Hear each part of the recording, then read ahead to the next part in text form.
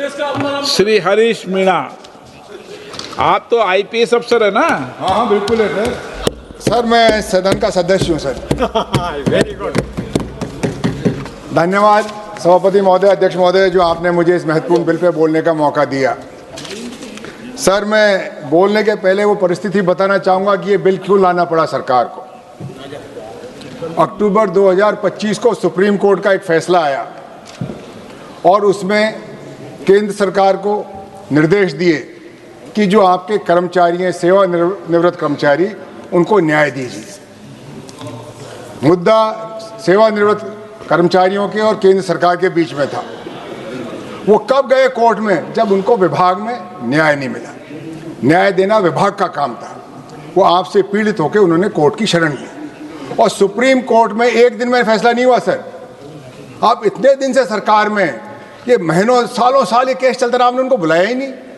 सुनते उनकी क्या पीड़ा है। आपका कर्मचारी आपके खिलाफ कोर्ट में जा रहा है, वो आपके पास क्यों नहीं आया? और आया तो आपने उसका सुना क्यों नहीं?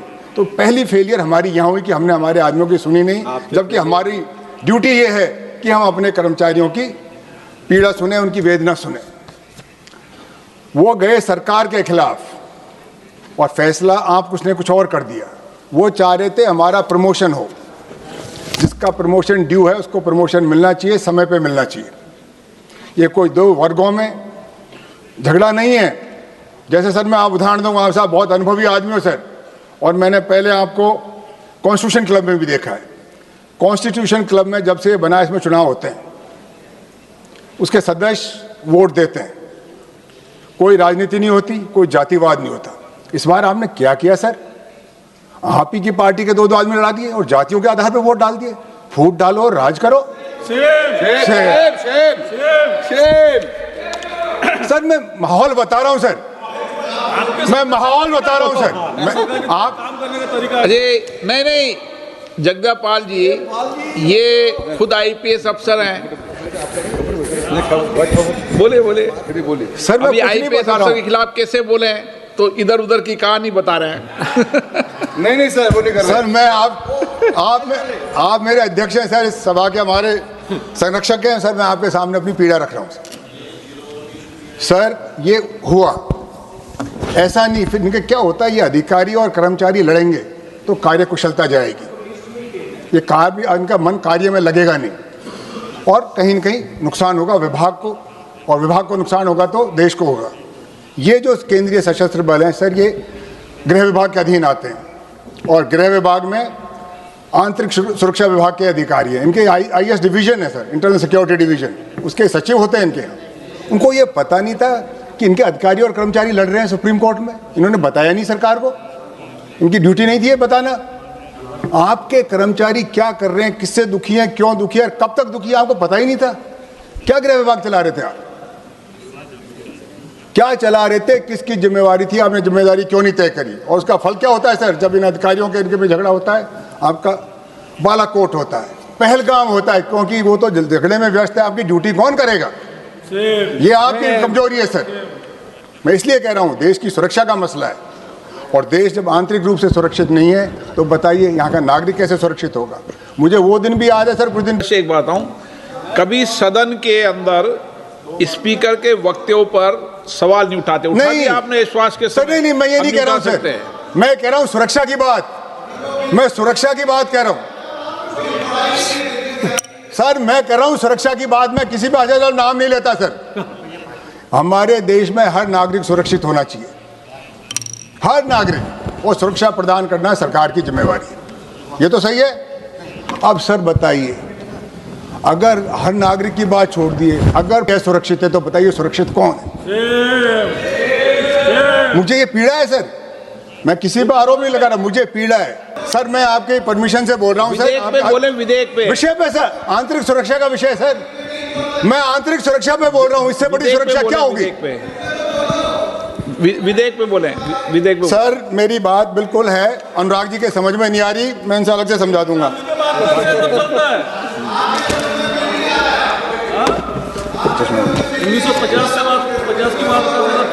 सर मैं इस विषय पे इसलिए बोलना चाहता हूं कि ये 2026 है सर, मैं सर 50 साल हो गए मुझे इस सेवा में रहते हुए। 76 में आईपीएस में आया था और 26 में आपके साथ तो लगातार यही काम कर रहा हूं। अनुराग जी, एक दिन भी एक्स नहीं हुआ। मैंने आंतरिक सुरक्षा विभाग में भी काम किया है सर, इस सीआरपीएफ में भी काम किया है। मैं आईजी पर्स था जो इसको डील करता था इस विषय में। सर आंतरिक विषय पे बोलने दीजिए ना, आंतरिक सुरक्षा पे। आप क्यों पीड़ित हो रहे हैं सर? इसमें आपका नाम नहीं आएगा। आप चेयर को संबोधित करें। सर मैं आपको संबोधित कर रहा हूं सर। अनुराग जी को मैं प्रयास करूंगा आपको समझाने की। सर ये आंतरिक सुरक्षा का विषय है। मैंने एक देश के नागरिक के रूप में देखा है इसको। मैंने प्रधानमंत्री कार्यालय में भी आंतरिक सुरक्षा विभाग देखा है। मैं सुरक्षा सचिव था मनमोहन सिंह जी के कार्यालय में, वहां से भी देखा है। मैं सीआरपीएफ में भी था, इसी विभाग को डील करता था। और मैं पुलिस में डीजी भी रहा हूं और इस सदन का सदस्य हूं। मेरे अनुभव के आधार पर बोल रहा हूं, मैं किसी पर आरोप नहीं लगा रहा हूं। मैं मेरे 50 साल के अनुभव पे कह रहा हूं कि इसमें सुधार की आवश्यकता है। उसमें किसको आपत्ति है? अगर हमारा सुधार, आंतरिक सुरक्षा ठीक होती, अगर संवेदनशीलता होती, तो शायद ये पहलगाम और ये पुलवामा नहीं होता। हम जवाबदेही तय करते किसकी गलती थी इसमें, किसकी चूक थी और क्यों हुई। मुझे बताइए, आपने एक भी आदमी के खिलाफ कार्रवाई करी? इतनी गंभीर घटना हो गई।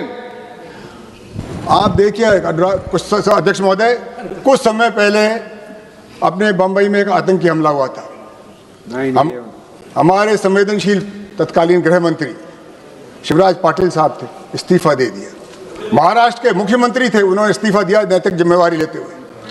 पुलवामा में, बालाकोट में किसने ली जिम्मेवारी? मैं इसलिए कह रहा हूं, मैं किसी के आरोप नहीं लगा रहा हूं, जो हुआ जो आपको बता रहा हूं। इस्तीफा दिया था, चलो आपने कपड़े नहीं बदले, बदला क्या? सुरक्षा तो बिगाड़ दी। मैं किसी, थोड़ी शर्म करो। देखो, आप तो अपने बिल पे बोलो, बाकी इधर ध्यान। बिल पे ही बोल रहा हूं सर, बिल पे ही बोल रहा हूं सर। मैं तो सुरक्षा की बात कर रहा हूं। वो सुरक्षा में भी आंतरिक सुरक्षा, इस देश की सुरक्षा, देश के नागरिक की सुरक्षा। सही बोल रहे हो तुम। सर ये इसका झगड़ा होता है जब क्या होता है, जब अधिकारी और कर्मचारियों में मतभेद होता है, उनका काम में ध्यान नहीं लगता, वो लड़ाई में व्यस्त हो जाता है और कार्यकुशलता घट जाती है, सुरक्षा खतरे में पड़ जाती है। और इसकी बिल की जरूरत क्यों पड़ी, वही तो मैं बता रहा हूं आपको कि ये माननीय सुप्रीम कोर्ट का एक आदेश था जो अक्टूबर 2025 में आया। उसको सरकार, उसके विधेयक लाइए, केंद्रीय सशस्त्र पुलिस बल 2026 आप लेके आए हैं। उद्देश्य कारण, इसका उद्देश्य क्यों बताया आपने? बताइए उद्देश्य क्या जरूरत पड़ी इसकी? ये फोर्स सर ना कांग्रेस ने बनाई ना बीजेपी ने बनाई। सीआरपीएफ 1939 में बनी थी, जब तो ये झगड़े नहीं हुए, जब तो लोकप्रिय सरकार नहीं थी, क्योंकि वो सरकार चलाना जानते थे, अधिकारियों से काम लेना चाहते थे, ड्यूटी बांटते थे, जिम्मेवारी लेते थे। और ये असम राइफल सर, ये तो कौन सी 1800 और कुछ साल की बनी हुई है, जब भी चल रही थी। आज क्या हो गया, हम इस पर चर्चा करें कि एक क्या नौबत आ गई कि हमारे जवान, हमारी व्यवस्था को हम नहीं चला पा रहे। आरोप का नहीं है सर, ये पक्ष और विपक्ष का नहीं है, ये देश की सुरक्षा का और सुरक्षा की जिम्मेदारी भारत के गृह विभाग में, ये मैं कह रहा हूं। उसको हमको चर्चा करनी चाहिए पार्टी से ऊपर उठ के, और जो गलत है गलत कहें, सही को सही कहें। दिक्कत क्या है? सुरक्षा में चूक हुई है। उसके कारण यह है कि आपके अधिकारियों का और कर्मचारियों का सुरक्षा में मन ही नहीं है, वो तो मुकदमे लड़ रहे हैं एक दूसरे के खिलाफ। जो एक दूसरे के घर में मुकदमे लड़ेंगे, वो घर कैसे चलेगा सर? ये है हमारा चिंता का विषय। तो मेरी सरकार से अनुरोध है कि आप इस बिल को, अगर आप बहुमत से पास करेंगे, आपका बहुमत है, पर उचित नहीं होगा। इस पर गहन चिंता हो, चर्चा हो और मंथन हो, और फिर जो सहमति बने उस पर आप निर्णय लें। अगर आप बहुमत के आधार पर करेंगे, आपका बहुमत आप करा लेंगे, पर क्या वो न्याय होगा?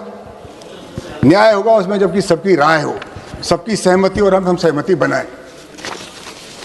बहुत जरूरी है सर। आप अगर कर दिया, ये वर्ग जो लड़ रहे हैं आपस में मुकदमे, एक दूसरे के शत्रु बन जाएंगे। उनको एक ही काम करना है, देश की आंतरिक सुरक्षा।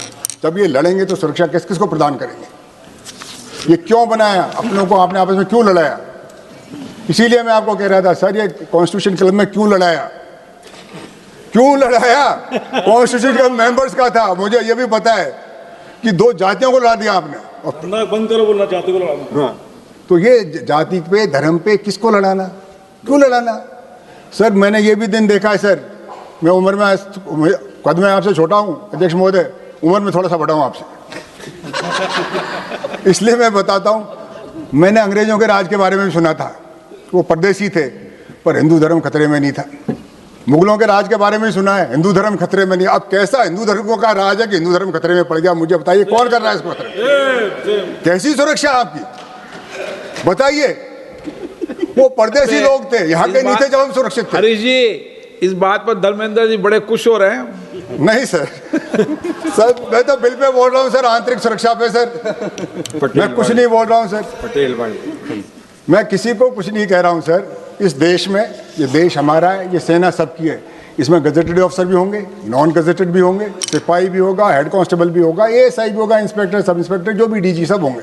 सबकी ड्यूटी है और उनसे सबसे काम लेना सरकार का काम है। सबको काम में, मैं तो अर्जुन जी आपके भी पक्ष में हूँ, आप जहाँ भी हो मेरे हो।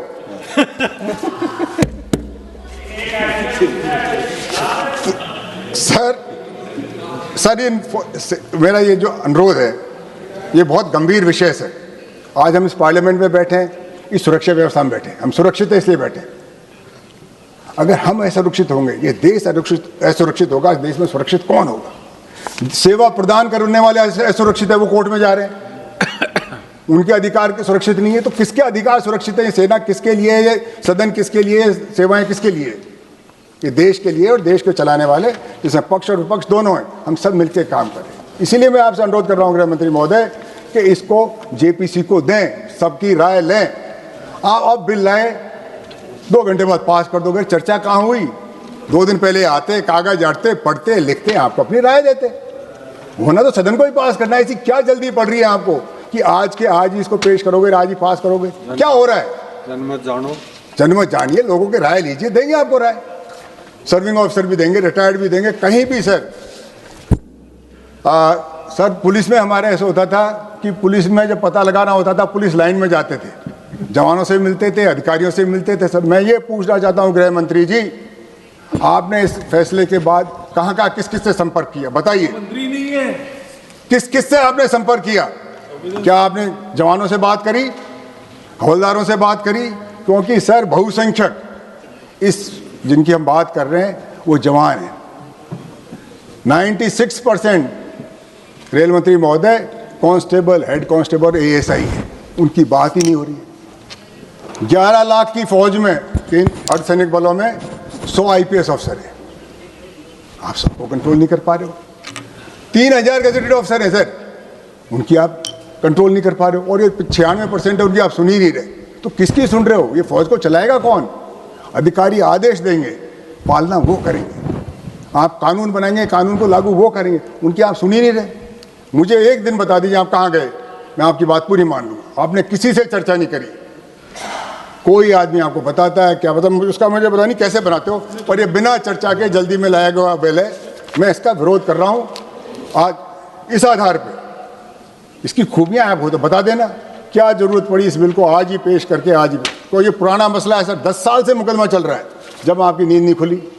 ये लोग क्यों तो कोर्ट में गए, सुप्रीम कोर्ट सीधा नहीं पहुंचता, कोई नीचे कोर्ट में भी केस चला होगा, धीरे धीरे वहाँ चला। जब क्या कर रहा था आपका गृह विभाग, क्या कर रहा था आपका कानून विभाग, वहाँ के वकील भी होते हैं। आप कोर्ट में क्यों हारे, उसका आप जवाब दीजिए। कोर्ट ने, हाई कोर्ट ने आपकी बात नहीं मानी, सुप्रीम कोर्ट ने नहीं मानी, तो इसी बात में क्या कमी थी आपकी में? अगर आप देश हित की बात कर रहे थे, देश की सुरक्षा की बात कर रहे थे, तो कोर्ट क्यों नहीं माना? मैं नहीं मानता कोई कोर्ट हमारे कानून के, देश के खिलाफ है। कहीं न कहीं हमारी बात में कमी है, हमने उसको ढंग से पेश नहीं किया, लोगों को संतुष्ट नहीं किया। आप जवानों का भी साथ लीजिए, अधिकारियों का भी साथ लीजिए, कोर्ट में भी अपनी बात रखें, ताकि हमारे देश को अच्छी सुरक्षा व्यवस्था मिले। सर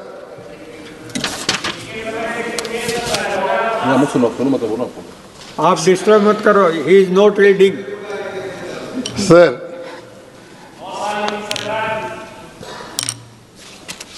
धन्यवाद, आपकी है, आप कर लो। धन्यवाद सर, आपको मुझे बहुत कुछ याद दिला दिया आपने, मैं आपका आभार व्यक्त करता हूँ, और यही उम्मीद थी मुझे आपसे।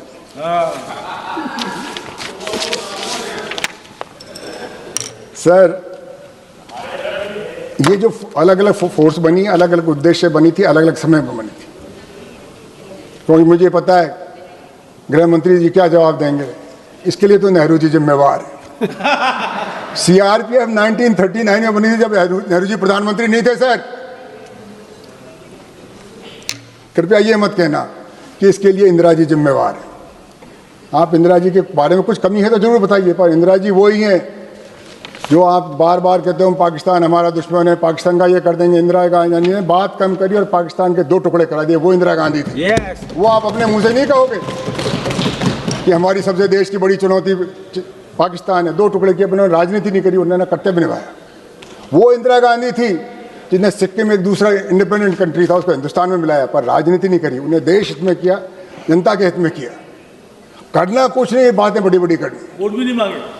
पटेल करना कुछ नहीं। मुझे बताइए क्या किया आपने, क्या किया? पाकिस्तान की कितनी इंच जमीन ली आपने? नहीं बात करोगे आंतरिक सुरक्षा की? आप तो इंदिरा जी ने कर दिया, नेहरू जी ने कर दिया, एक उन्होंने किया। उन्होंने देश को निर्माण किया, देश को आज़ादी दिलाई। इस पार्टी के वो सदस्य थे, कांग्रेस पार्टी के सदस्य थे, कांग्रेस पार्टी के बड़े नेता थे। नेहरू जी का भी योगदान था, गांधी जी का भी था, पटेल का भी था, और जितने हमारे स्वाधीनता संग्राम में तो सब पार्टियों का, एक पार्टी का आंदोलन ही था, उसका नेतृत्व कांग्रेस पार्टी ने किया।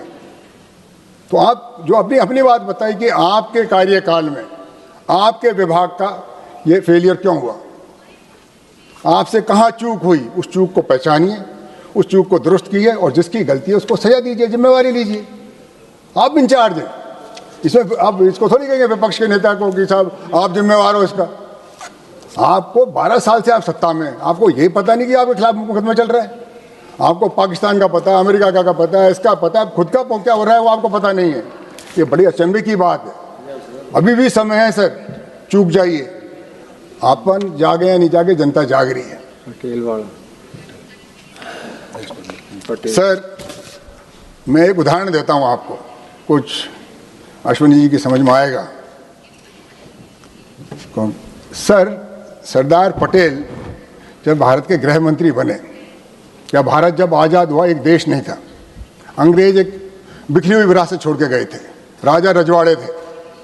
और अंग्रेज क्या कह के गए? आप हिंदुस्तान में रहना चाहो तो हिंदुस्तान में रहने लो, पाकिस्तान में जाओ तो पाकिस्तान चले जाओ, और आज़ाद रहने, स्वतंत्र रहना चाहो तो स्वतंत्र हो जाओ। ये सरदार पटेल थे जिन्होंने हैदराबाद को एक किया, गृह मंत्री के पद पे थे, वो एक किया। कश्मीर की आप जानते हो, राजा कहीं जाना चाहता था, प्रजा कहीं जाना चाहती थी, सरदार पटेल ने कहा नहीं हिंदुस्तान में रहना पड़ा, पर हिंसा नहीं करी, उसकी राजनीति करी। जूनागढ़ गुजरात में सर, पता नवाब साहब क्या कहते थे, बेगम क्या कहती थी, और उन्होंने कहा नहीं मैं हिंदुस्तान का गृह मंत्री हूँ, हिंदुस्तान के गृह मंत्री इसको एक रखूँगा। हमारे बहुत सारे रजवाड़े थे, उन्होंने अपना कर्तव्य निभाया, धर्म निभाया, किसी पे बहाना नहीं बनाया, और सबको एक किया, अपनी कलम से, अपनी काबिलियत से, और सबके सहयोग से। आरोप लगाना किस पे? अपना देश है सर, पक्ष भी अपना है, विपक्ष भी अपना है, सेना भी हमारी है, अधिकारी भी हमारे हैं, कर्मचारी भी हमारे हैं। तो ये हमारे लिए बहुत जरूरी है सर। आप उस कुर्सी पे बैठे हुए हो जिस पे सरदार पटेल बैठे थे। वो सरदार पटेल जिन्हें राजा रजवाड़ों को, आप तो अपने मातहत कर्मियों की बात कर रहे हो, उनसे काम करवाया कि होना पड़ेगा। अश्विनी वैष्णव साहब जोधपुर साइड से आते हैं, वहाँ का राजा, युवा राजा, पाकिस्तान जाना चाहता था, वो पाकिस्तान की सीमा का था, और अंग्रेज उनको छूट दे के गए थे। उन्होंने कहा नहीं, कैसे मनाया होगा वो तो वही जाने, पर उन्होंने अपनी काबिलियत से मनाया। और जो नहीं माने सर, अध्यक्ष महोदय, अरे जी ये इतिहास में डिबेट नहीं हो रही। अध्यक्ष महोदय, अध्यक्ष आंतरिक सुरक्षा की बात हो रही है। आप कर्मचारी उनको नहीं रख सके। अरे सर मैं आंतरिक सुरक्षा पे बात हो रही है, आंतरिक सुरक्षा पे बात हो रही है। उन्होंने आपसे, आपके मातहत कर्मचारी नहीं मान रहे, उन्होंने राजा रजवाड़ा को झुकाया, वो सरदार पटेल था, वो देश का गृह मंत्री था। ये है बात, इस बिल पे बात हो रही है ना, बिल पे बात करेंगे। सब बिल पे ही तो बात कर रहा हूँ। आंतरिक सुरक्षा की, बिखरे हुए देश को एक किया, आंतरिक सुरक्षित किया, सरदार पटेल ने किया, वो भारत के गृह मंत्री, वो भी गुजरात से थे, आप भी गुजरात से हो, आप भी गृह मंत्री हो, सब कुछ आप ही हो, सत्ता भी आपके, पर आप तो सर्वशक्तिमान हो सर। आपको डर किस बात का? आपको चैलेंज कौन करेगा? शिवसेना भी आपके साथ है, एनसीपी आपके साथ है, जो देखो कौन है आपके विरोध में? ये कुछ लोग हैं, हम लोग यहाँ बैठे, पर हम राजनीतिक विरोधी हैं सर। देश के हित में हम भी आपके साथ हैं, वेरी गुड, देश के हित में आपके साथ है। तो मैं आपसे प्रार्थना करता हूं सर, मैं इस बिल का विरोध करता हूं, और इससे आपसे आग्रह करता हूं, इसको जनमत के लिए जेपीसी को भेजें, व्यापक इस पर चर्चा करें, और फिर जो भी सहमति बने उस काम करेंगे। धन्यवाद सर। हाँ